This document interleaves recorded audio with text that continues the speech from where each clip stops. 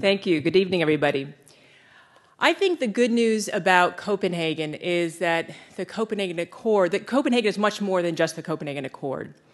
The year-long road to Copenhagen was really a global mobilization, certainly greater than anything I've seen in my lifetime. And I was really impressed, actually, to see the world engaged at that level over the last year for the first time on this issue.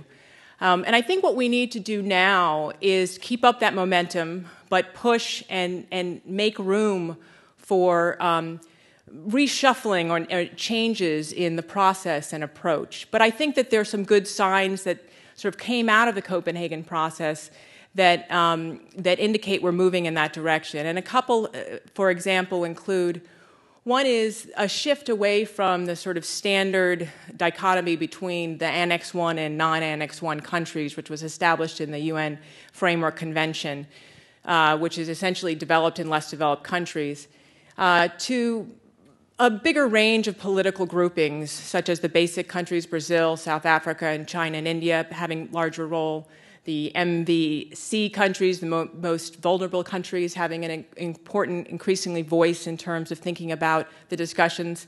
There are a lot of negotiations that still need to go on, but I think these political groups will be important in the landscape. Another is the local action, the increasing role of subnational groups in terms of adding up to global emission reductions. And Nancy mentioned this, and I think that thinking about how that fits into the global picture will be important.